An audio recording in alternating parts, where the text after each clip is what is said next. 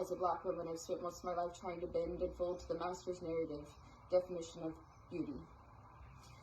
Serena Williams spent her entire lifetime from youth studying and perfecting her tennis game, and it showed with every win. Of the 423 tennis matches she played in, she won 367 of them.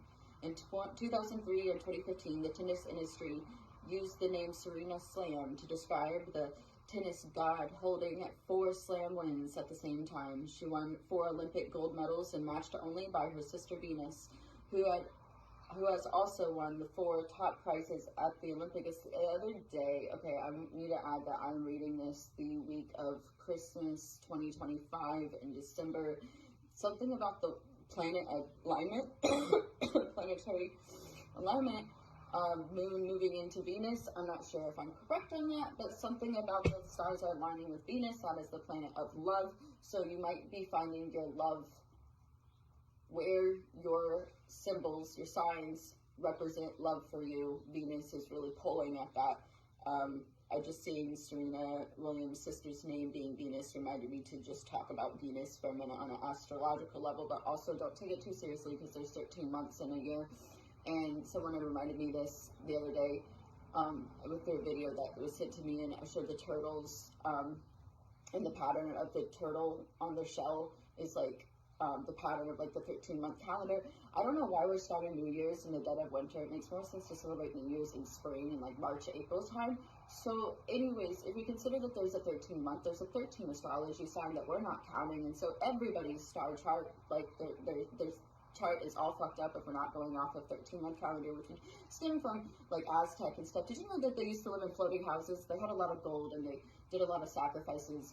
And I've been watching a lot of documentaries about the Aztec community. But like I've already learned a lot about the 13th month calendar, and you know, they changed the time here to meet a more capitalistic standard of work more, be at home less, make more money, spend more money, keep the circulation of the economy going by, you know, enticing the community, the society to spend more, because we can't, it's like during COVID, they started giving out all of the Americans checks and money to spend because they needed to keep the economy going. They needed that circulation of money going. And if everybody's at home and everybody's making money and then no money is being spent, they said, here, we're just going to give everybody money because we have to keep the money circulating. And so take this in consideration when we think about the ways that beauty standards are pushed on us. It is just another way to say, hey, let's keep this money going. But if we can learn how to spend our money in the correct ways of beauty standards without harming ourselves more through the products that they're giving us, all have cancer. Just tons of shit that exposes us to cancer. And then that's another way they can make money, because there are cures and there are preventions, but they just keep poisoning us with these things and then say, oh, sickness, another dollar we can make. Because if they were to cure us, at some point there's not more money to be spent when there's a cure. When there's a treatment, it can be repetitive money being given to this treatment rather than a one-time cure.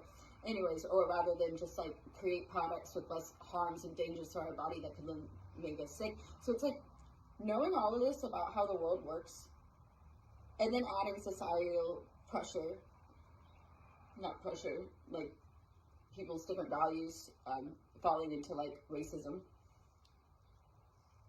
It's a lot to take in and acknowledge, and then just like live a peaceful life when you know how fucked everything is on a very, very detailed level, down to like the very beginning of things and how things were created and like curated for us to kind of brainwash our minds into thinking it has to be this way when really it could be any way, and it doesn't have to be one set way. People write off the disparaging insults made against Serena Williams as simply sexist commentary. However, there are a litany of women athletes who, while facing various forms of gender discrimination, have never been vulnerable to such vitriol about their actual aesthetic. What makes it different for Serena is the fact that she is both a woman and black. The overlapping oppression of gender and race too often leads to the cruelest of treatment towards black women and other marginalized communities. Like to repeat that. If that's how they treat one of the greatest athletes in the world, what are they going to say about my flat ass? I often wondered the hyper-awareness that I deemed lesser than Simply for being black and a woman was more than enough for me to do anything and everything I could to evade ridicule. Suddenly, beauty was no longer about a look and had everything to do with a lifestyle. That whole love the skin you're in, beauty is within crap just ain't gonna cut it with the levels of misogynoir the body is exposed to daily.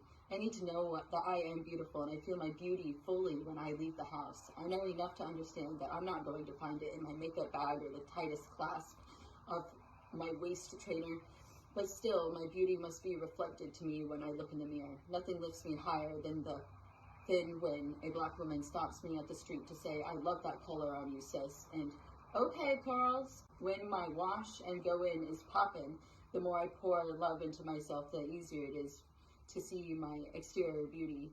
My beauty is at its highest decibel. When my skin is moisturized, I'm well rested, and I lay down my baby hair.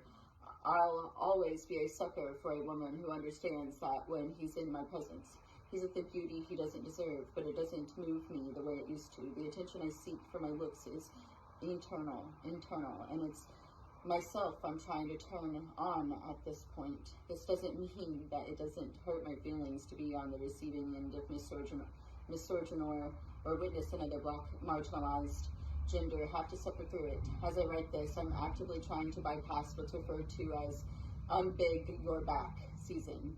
Every few summers, there's a new physical standard that women are supposed to adhere to. This summer, it's all about losing enough weight so that you don't have a broad back.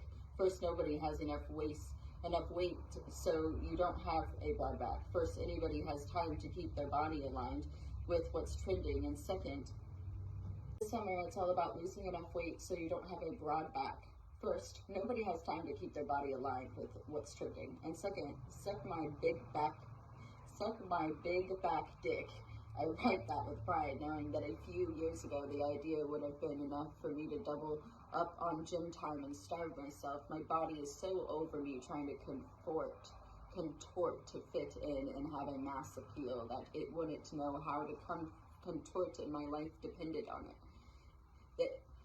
My body is so over me trying to contort to fit in and have a mass appeal that it wouldn't know how to contort in my life if my life depended on it. I'd love to say that I've reached a level of self-esteem that allows me to divest from fat phobia and misogynoir, but the truth is that I'm just exhausted from it all. Life and beauty have become a lot more simplified since I started actually listening to my body instead of trying to convince her of what she needed to look like or how to present herself. Our bodies are not ornaments. They are the only vehicle our spirits have to roam this earthly plane. It doesn't matter how they look, their shape, or what anyone else thinks about them. What matters is that they are ours. Our bodies belong to us. They are beautiful and fragile and delicate and hardworking bodies. They deserve to be loved and celebrated. I regret that it took me so long to awaken to the sheer wonder of my body, but this understanding has saved me from many toxic people, situations, and even